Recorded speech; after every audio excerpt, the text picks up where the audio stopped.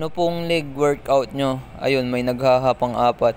So itong apat siguro akala nila iniinsulto ako nitong si Jason. Pangalan pa naman kita pero yung sa akin is may Y, sa'yo wala. So ayun, kung insulto man yun o hindi. So tara, magli-legs workout na tayo. So ayan, nag-stretching na nga ako para hindi na tayo mapilay. So dito sa pag-workout natin, hindi pa naman ako napilay. Pero na-try ko lang napilay nung bata pa ako, nung nagbabasketball ako lagi.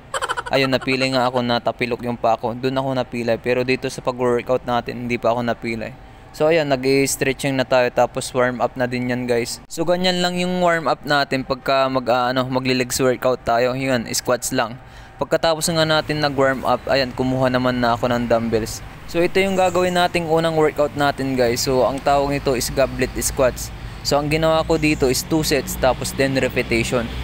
So sa mga video ko is may mga ilan-ilan din na nagsasabi na na chicken legs ako. So ayun, chicken legs nga ako, tanggap ko naman yung manipis yung legs natin. Wino-workout naman natin yan. Nag-i-improve naman yung legs natin kahit papaano. So ayan, nung dati pa nga para akong kawayan sobrang nipis yung legs ko. So ayun, pagkatapos natin nagawa yung 2 sets, ayan, kumuha naman na tayo ng dumbbells pa na medyo mas mabigat. Pero ito na yung pinakamabigat kong dumbbells, guys. Tapos ayan, ang ginawa ko din dito is 2 sets tapos 10 repetition.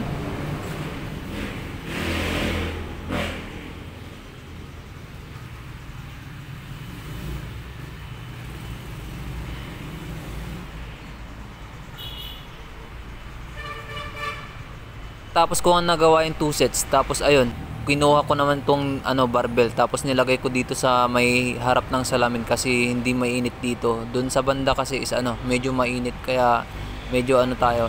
Tapos itong workout na ginawa ko pala, guys, is hindi ko alam kung anong tawag nito. Nakita ko lang din sa Facebook or basta sa social media kung yung sa legs workout daw to. Kaya ayan, ginaya ko lang din, pero parang mali yung pagka natin execute natin, or yung yung plates maliit lang. Kaya ayun, nilagyan natin ng nilagyan natin ng plates para lalong umangat yung para hindi masakit sa likod. So ayan, nilagyan natin ng kalso, tapos kinuha ko yung barbell, pinatong natin. So ayan, ginawa ko ulit yun, guys. Nung una hindi ko na tinuloy yung ginawa natin kasi sumasakit yung back ko. Ang ginawa ko dito, guys, is 3 sets tapos 10 repetition. So ayan, napipil ko dyan, guys, is ang tama nyan is yung natin, yung inner tight natin tapos yung glutes. So yun lang, is hindi ko alam kung anong tawag nito, pero ang parang ang tawag nito is sumo deadlift ba. Pero ayan, kung alam nyo yung workout na to, kung anong tawag nito, i-comment nyo na lang para may matutunan naman ako sa inyo. Puro kayo bash eh. So pagkatapos natin nagawa yung 3 sets, ayan, tinanggal ko naman na yung plates, guys. Kabila natin tinanggal. So ayan, ang gagawin natin is ililipat natin yung barbell doon sa racks natin. So ang gagawin natin, guys, is mag-i-squats na tayo. Pagkatapos nga natin na ilagay yung barbell, ayan, binuhat naman natin, tapos squats yung gagawin natin, guys. So ayan, muna tayo, guys, warm up. So warm up set to, guys, para pagka nag-i-squats ako, lagi akong nag-warm up or pina-practice ko yung guys, yung squats. Kasi minsan kahit alam mo na yung squats, may time pa rin na magkakamali ka na kung paano mo execute yun. Kaya palagi ko siyang pina-practice, pero hindi ko alam kung sa iba ganun din. Basta sa akin ganun. So pagkatapos natin na practice yung squats, ayan, nagdagdag naman na tayo ng plates. So ayan, kinuha natin yung tinanggal natin. So ayang barbell ko, guys, yan na yung sagad niyang weights.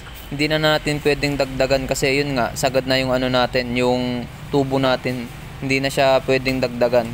So ayan, pagkatapos natin nalagay yung mga plates, ayan, tinanggal ko naman na yung sleeper natin para mag-squats na. Tapos ayan, mas ako dito, guys, mas okay ako na wala yung wala yung sleeper ko, kasi pagka nakasuot yung sleeper ko medyo dumudulas. Tapos ayun, may nagsasabi na iba na magsapatos daw ako. Yun, may sapatos naman ako, guys, pero ayokong gamitin lang. Gusto ko yung ganito lang, nakatsinelas, nakapaa. Pero okay din naman yung nakapaa ka pagka nag-i-squats ka. Pero yung barbell ko naman, guys, hindi naman yan sobrang bigat. Siguro sobrang bigat lang yan sa akin, pero sa iba is basic lang yan. So ang ginawa pala natin dito, guys, sa natin, squats natin is 3 sets tapos 7 repetition lang. So ayun, guys, sa lahat ng legs workout na ginagawa ko, itong squats lang ako lagi ito yung workout na ayaw ko, lalo na pagka medyo mabigat yung binubuhat natin kasi para kang nauubusan ng hangin.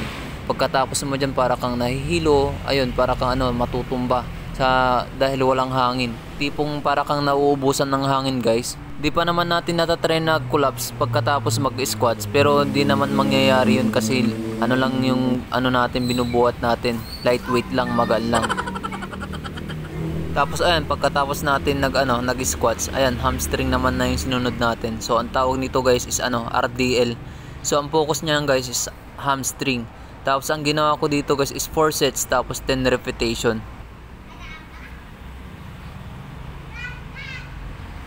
Pagkatapos natin nagawa yung 4 sets sa RDL, guys, ayan, pumunta naman tayo sa squat racks natin para mag-calf. Pero nagpahinga naman tayo yan ng siguro 1 minute. Tapos ayan, ang ginawa natin yung sa calf natin. So ayan, guys, pagka nagle-legs workout tayo, hindi mawawala yung yung sa calf. Lalo na yung shin splint. Kasi pagka iniwan natin yan, talagang magiging chicken legs talaga tayo. Tapos ayan, 30 repetition yung ginawa natin. Pagkatapos natin doon nag-calf, ayan, sinunod naman natin tong shin splint natin. Ginawa natin superset. So 20 repetition din yung ginawa ko dito, guys. Tapos 5 sets. So yun lang yung mga legs workout natin, guys. So bye bye.